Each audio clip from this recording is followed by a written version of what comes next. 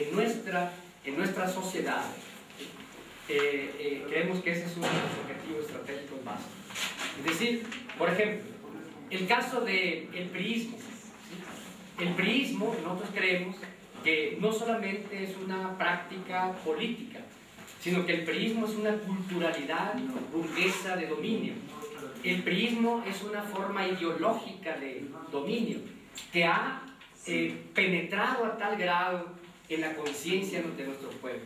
Nosotros incluso hemos llegado a decir un poco en broma que en cada mexicano hay un priista, ¿sí? Hay un priista, porque este trabajo de décadas, que incluye el actual dominio del PAN, en el que ese priismo entendido como ideología, como culturalidad de dominio, ¿sí?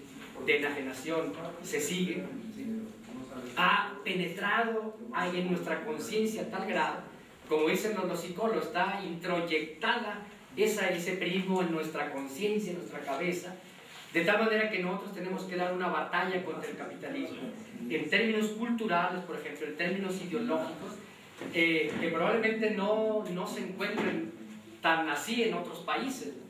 Y así tenemos que encontrar cuáles son las particularidades que la lucha contra el capital encuentra, dijéramos, para lograr la erradicación del capital en nuestras fronteras. Y así podríamos dar otros elementos de cuáles son las particularidades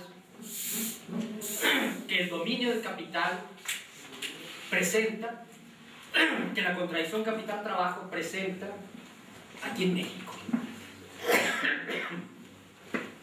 Naturalmente entendiendo que de una u otra manera también aquí se realiza, claro, todos los elementos estructurales fundamentales del capitalismo a nivel mundial. Como dijimos,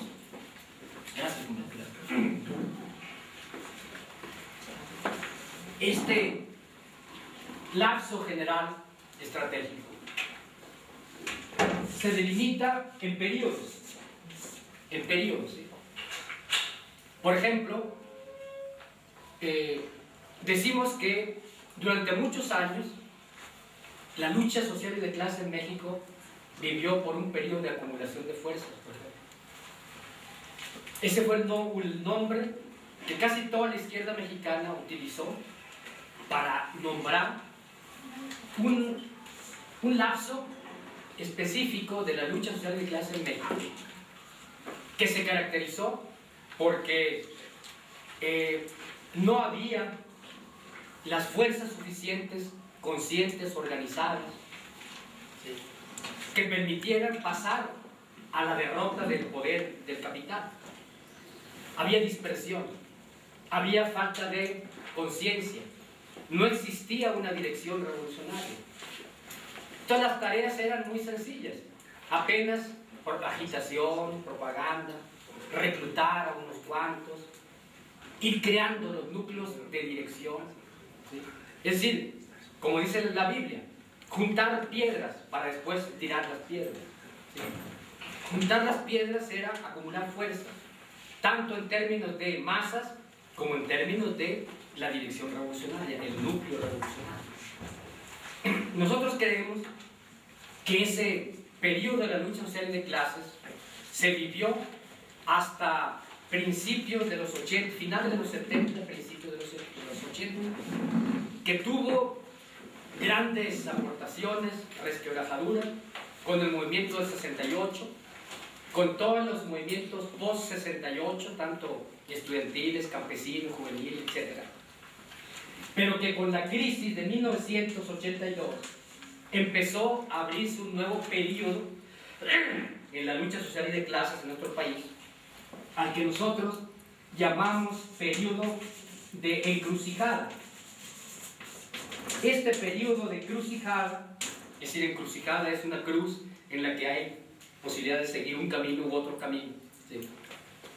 Este periodo, ¿sí?, se caracterizó sobre todo en que la correlación de fuerzas entre el proletariado y el pueblo por un lado y la burguesía y su aliado por el otro ya no era tan desfavorable para el pueblo, ¿sí?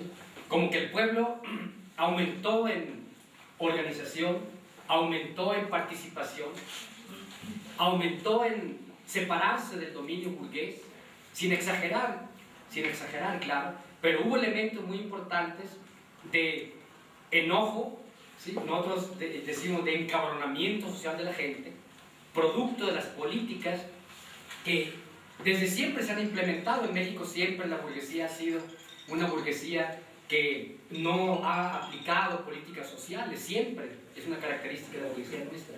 Pero en particular, con la llegada del neoliberalismo, ¿sí? Las políticas de golpeo a las condiciones de vida y de trabajo del pueblo aumentaron.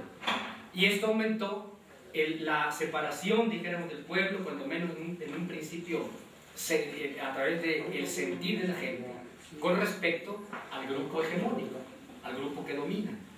Y se fue creando una voluntad, un deseo de la gente, no claro en un principio, ¿sí? De cambiar, de ya no seguir viviendo como se vive, como se ha vivido durante muchos años.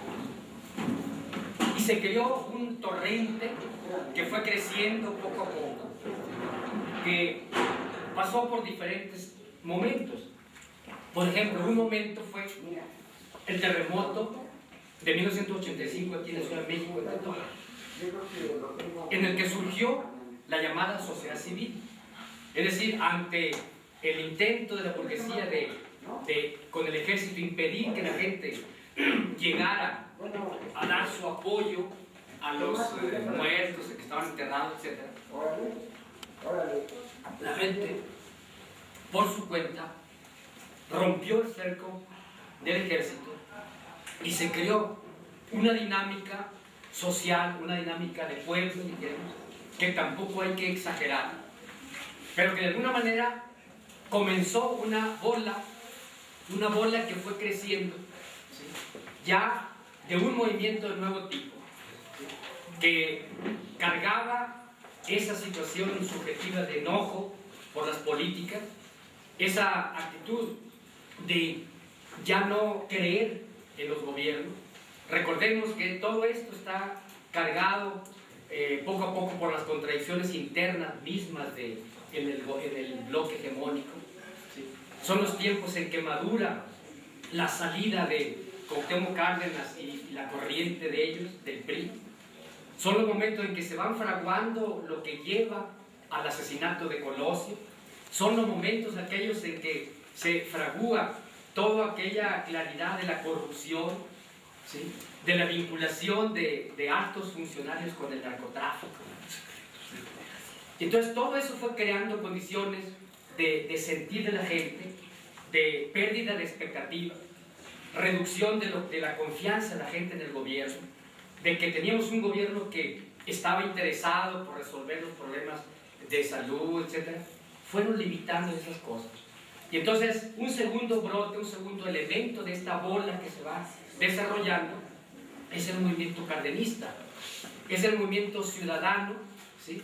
Que lleva como candidato al ingeniero Cárdenas y que se constituye una gran irrupción popular, ¿sí? Una gran irrupción. Algunos hasta llegan a hablar de que se dio una situación revolucionaria. No creemos que se dio todo eso, pero para que veamos lo grande que fue ese movimiento, ¿sí? Lo grande que fue ese movimiento. Y claro, ahí encontramos algunos elementos que luego vamos a analizar de las carencias que tiene nuestro proceso, dijéramos. Un tercer elemento de ese crecimiento de un movimiento ciudadano, social, popular de nuevo tipo fue el levantamiento indígena campesino, el zapatismo, que indudablemente, independientemente de las consideraciones que se pueden tener, dijéramos, fue una expresión más de todo un volcán que estaba por abajo, ¿sí? Porque así ocurre con nuestra mentalidad mexicana. Es decir, no expresamos nuestro descontento tan externa, tan ruidosamente como lo hacen pueblos latinoamericanos, por ejemplo, que cualquier cosita la exteriorizan. Nosotros no, nosotros aguantamos mucho, somos muy conservadores, cuando mucho comentamos con el vecino, hacemos chistes, hacemos bromas de Salinas de Gortari, del gobierno, sacamos esas máscaras y todo eso, pero no se expresa tan fácilmente en luchas abiertas, ¿sí? Manifestaciones, mítines, quema de cosas, como ocurre, por ejemplo, en países sudamericanos, por ejemplo. Pero por abajo el descontento va como el volcán, ¿sí? Va creciendo, ¿sí? Y entonces llega un momento en que irrumpe de manera muy fuerte, ¿sí? Incluso esas son características históricas. Por ejemplo, la independencia en México fue de las más tardías, ¿sí? Pero fue de las más radicales, y se siguió con revoluciones que no tuvieron otros países, como la de Reforma y la del 10-17, que fue muy radical. Algunos le hacen recordar esto a Francia, por ejemplo. El caso es que el zapatismo, ¿sí? Refleja esa continuidad de ese movimiento, esa resistencia que va creándose. Naturalmente después vienen todas aquellas huelgas estudiantiles, CGH, CEU, ¿sí? Intentos, dijéramos, de organización indígena campesina, etcétera, etcétera.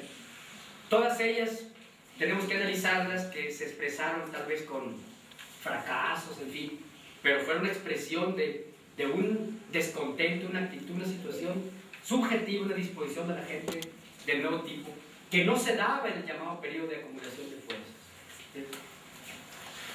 Se viene después el movimiento ciudadano López Obradorista, que igual, independientemente de la opinión que podamos tener sobre López Obrador, sobre ese movimiento, ¿sí? Que podemos discutir, es un gran movimiento, es un movimiento muy amplio, dijéramos, que hacía décadas que no se daba, y ahora se expresa como ciudadano, es decir, no tanto ya en el terreno productivo, no obrero sindical, no campesino por la tierra, etc., ¿no? Incluso no guerrillero en lo fundamental de lucha con una forma reaccionaria, sino es un movimiento ciudadano en el que los mexicanos, las mexicanas, ¿sí? Traemos toda la problemática social, salarial, ¿sí? De créditos, de vivienda, de salud, etc., hacia un proyecto de político, ¿sí? De no luchar solamente por casas, sino por una política de vivienda estatal diferente. No luchar solamente por salud, por hospitales, dijéramos, ¿no? Sino por un proyecto gubernamental estatal, dijéramos, de salubridad diferente.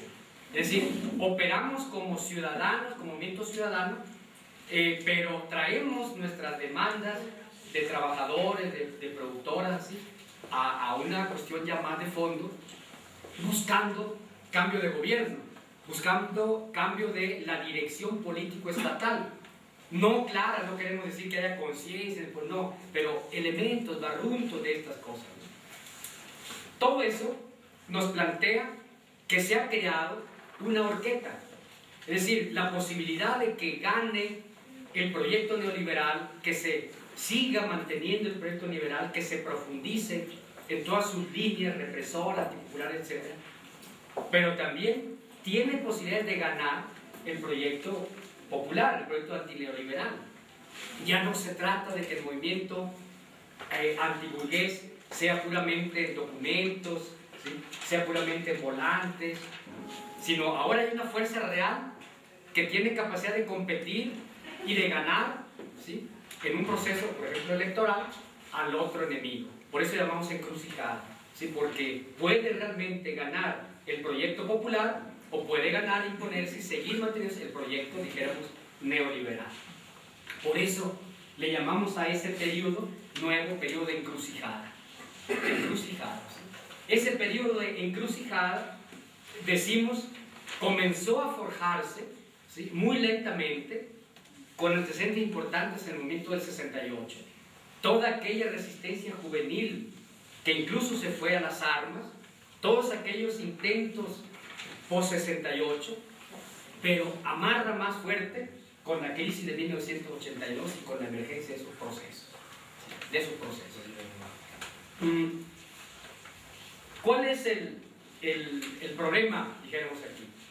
¿O cuál es la este periodo de encrucijada, decimos nosotros, tuvo un pequeño momento de transición a otra situación.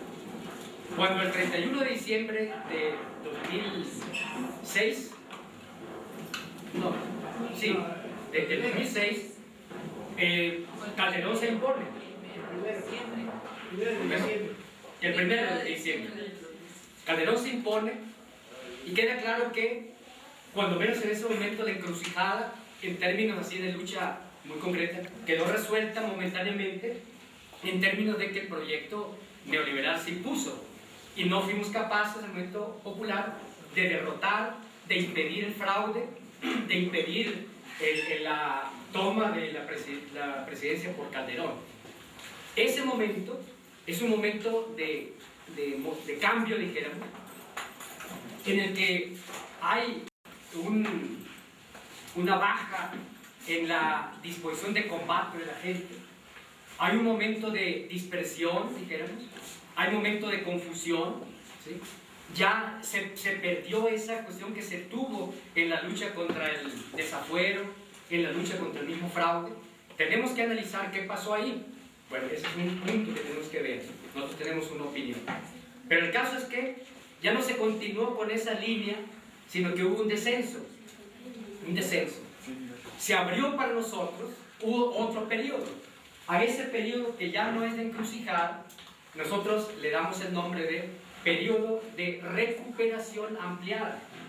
Recuperación ampliada de las condiciones que prevalecieron hasta el 1 de diciembre de 2006. ¿Sí? Es decir, cuando menos nosotros decimos que recuperemos ese nivel de combate de la gente, que trabajemos para recuperar ese nivel de disposición de lucha. Pero le agregamos la palabra ampliada, recuperación ampliada, porque decimos, no queremos llegar a ese nivel que tuvimos, porque ese nivel mostró inoperancia, porque ese nivel de disposición de lucha, organización, dirección, etc., no fue suficiente para derrotar al proyecto burgués hegemónico concreto. Por lo tanto, ampliar en el sentido de que queremos más organización, queremos más,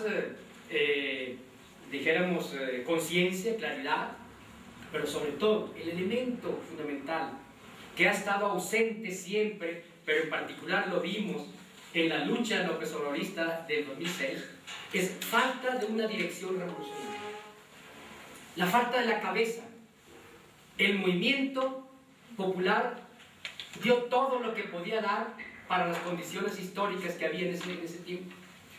Pero lo que se necesitaba era una dirección, una cabeza que diera claridad sobre la continuidad de ese proceso y que tuviera sobre todo un enraizamiento obrero popular, un enraizamiento tan profundo, dijéramos, que le permitiera palpar los estados de ánimo de la gente, por dónde iban los sentires de la gente, ¿sí? Y no tener ningún temor, dijéramos, a llamar a acciones más radicales, entendiendo radicales no en términos armados, ¿sí? Nos mantenemos dentro de la línea de la no violencia, que se llama aquí pacífica, pero dentro de esa línea, una dirección que fuera capaz de llevar más allá al pueblo del combate. Bueno, nosotros tenemos un conjunto de tareas entonces para conseguir eso. Ese objetivo de lograr cuando menos el nivel que se tuvo de combate, de organización de conciencia y de disposición hasta el 2006, pero mejorado todavía más, sobre todo en términos direccionales. Nosotros nos planteamos las tareas de, sobre todo, aprovechar las oportunidades que los actos represivos del régimen, como este del paquete económico, como este de la liquidación de Luz y Fuerza del Centro y del SME, como toda la política que está llevando a cabo el gobierno, que es una política antipopular, es una política ya sin un disfrazito ahí de social, sino es una política claramente entregada al imperio de aplicación de la estrategia de la guerra permanente, sacar el ejército a la calle. Es decir, aprovechar todos los elementos de esa política burdamente, incluso en algunos casos antipopular. Esa vinculación, el enriquecimiento enorme de los funcionarios, ¿sí?, en todo lo que se refiere incluso hasta sus altos salarios, ¿sí?, con el empobrecimiento, por otro lado, tan terrible, desempleo, etcétera, inflación creciente de la población. Todo eso, decimos, es, como decía Lenin, material inflamable. Es como hoja seca que si le prendemos se puede. Entonces, una tarea es realizar una agitación muy fuerte sobre esas cuestiones, en términos de crear una conciencia de que este es un grupo en el poder, ¿sí?, que no tiene ningún interés popular, ¿sí?, aumentar la disposición así de ruptura con el régimen y disminuir la base social de apoyo de la burguesía, dijéramos. ¿Sí? Esto indudablemente nos tiene que llevar, ¿sí?, a desarrollar todo un proceso de trabajo, dijéramos, de propaganda, de agitación, etc. ¿Sí? Un proceso de aglutinamiento de la gente. Bueno, por último, tácticamente, es decir, la lucha cotidiana, la lucha diaria, nosotros planteamos que la primera tarea táctica y la tarea fundamental es conseguir la articulación de las 5 resistencias fundamentales que nosotros observamos en la lucha social y de clase en México. Por una parte, lograr la articulación de el gran movimiento indígena campesino, ¿sí?, que es permanente, que es creciente, ¿sí? Por ejemplo, en Chiapas solamente existen alrededor de 300 organizaciones indígenas campesinas que están en oposición de una u otra manera a las políticas hegemónicas.